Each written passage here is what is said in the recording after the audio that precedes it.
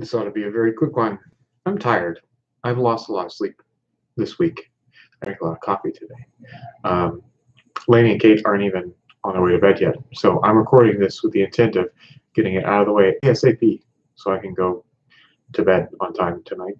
Um, so not much to cover, I think, aside from the fact that a couple of my conversations today, I have a book, I have a document to read that I was given, The Dark Side of Democracy. I'm really looking forward to that because democracy is one of the few things that I have left to believe in after all of the assault on my preconceptions these past couple of books. So very interesting so far. I don't know exactly how long this is. I don't know if it's a paper or a book, but only in the first couple of pages I'm already seeing that the Greek demos, meaning the common people, that is the democracy, is often in practice replaced with the Greek ethnos, which is the culture. And from this we get the concept of tyranny of the majority and a whole bunch of terrible, awful things that are ethnically related. So interesting. Looking forward to learning more about that. What else? Talking to a couple of people today about their perspectives and how we all need to be coming to the table with different ones and finding ways to communicate around them and innovate. And by innovate, I mean talk about the things that we think are wrong and we have in common. And one of the challenges to that is, well, I'll start on this side. Have you ever gone to Wikipedia and looked up the meaning of the words liberal or conservative? Do you know the textbook definitions of the terms liberal and conservative? If you know what liberalism is, then you don't actually have a shared understanding of that word with the majority of people, because in practice the terms liberal and conservative are used to describe not the other. They're pretty much words that we use to exclude the other, which means that they functionally have no meaning. In our terms, liberal means not conservative. There's a couple of issues that I guess are liberal, like pro-gay marriage and pro-choice, I guess, and like conservative is the opposite of that. That's not what those words mean. That's not what those words mean. Please look up liberalism. If ever there was a term that summed up what liberalism is, which is a concept that came in a place from a people in response to a thing and has since transformed and had outcomes and results such as the French Revolution, the American Revolution, and tied up in the transition from feudalism to the parliamentary state of Britain, Europe, now Britain. What was I going to say? I was going to say that these terms have meanings. Things have happened since these terms were invented. New words have come about. Old words influenced where these came from. There's a whole bunch of things that you should know. And so somebody I was talking to while I said this, they said, yeah, if you go to liberalism on Wikipedia, the first 4 paragraphs are just a solid chunk of blue because it's just references to everything. It's amazing, absolutely amazing stuff. Anyway, please get some working definitions of those terms and all the terms that surround them in their shared universe so that you're not using them to describe this word means specifically not this other word. You're doing yourself a disservice. One of the reasons that subject came about was because we were talking about how people are generally becoming more accepting of other types of people, except for if you talk about political perspectives, they're becoming less accepting of other political perspectives. So this person was saying that they have a whole bunch of things that they disagree with folks on the liberal side of the political spectrum. Interesting.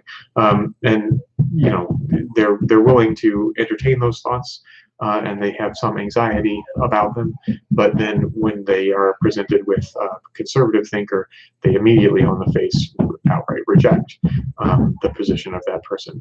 So even though they intellectually engage with the people on the left side and find themselves in disagreement, they will not at all intellectually engage on people on the right with people on the right unless they first experience a lot of anger and anxiety and repulsion. So this is not good. This prevents discourse. This prevents shared understanding. This prevents any functional understanding of what one believes or how one should operate in the world. What else was I going to say about that? I was going to say, so therefore, how do you talk to people? This person was saying that they were trying to find ways to be a better influence, and I was suggesting that instead of being an influence, I found myself often just wanting to better understand. I started this channel by saying I was desperately afraid of promoting ideas that I could not possibly be responsible for. And once you've created an idea, there's no way that you can ever retain full responsibility for what happens as a result of that idea. And therefore, I do not intend to go around influencing anybody of anything. However, I will share things that I learn with other people so that they can come to better understanding about things as well. I certainly hope that I educate, and I certainly hope that I inform and make it possible for people to make better decisions about things without me influencing one way or the other in doing so. Hopefully we together can just continue to talk about perspectives until we all come to a common understanding that there's a mutual respect. That really is, at this point, all I am concerned with is a mutual respect and discourse and willingness to learn new information and share new information and challenge assumptions. All of that's good. But shoot, what was I going to say about that? I was going to say, when you come to the table wanting to influence someone, that all goes away. So at the beginning of the year, right before I started this, probably one of the reasons that I started this was because I became very afraid of what could be as a result of our current circumstances leading up in the past couple of decades until some of the crazy events at the very beginning of the year. I started to see that there was a distinct possibility that some of the worst periods in history could be repeated in the very near future. And that would be absolutely astronomically terrible for everyone involved in terms of material circumstances, prosperity, health, wellness, suffering, and death. We don't want any of those things. So faced with that and the fear of that possibility, the immediate challenge became, how do we not do this? How do we not go in that direction? And I certainly don't know. I certainly don't know how to make things better. So that encouraged me to, genuinely care about the future in an immediate sense and recognize how little I knew. And those two things together caused me to try to understand everything I possibly could about the different experiences that others are having and the perspectives that they have in regards to those experiences. And it challenged me to try to understand as much as I could about historical precedent and things like liberalism and conservatism and what those things mean and how they've played out over history, along with all these other times in history when things have gone exceptionally well or exceptionally poorly. So that intent to build shared understanding, that intent to try to figure out how to fix things, really carried it. I have found that my conversations with people are more respectful when I am trying to understand their perspectives, and in return, I am just offering them information. I become sort of like a Google service, I guess, like helping. It seems like you would like to read something like this. Maybe this article would be interesting for you.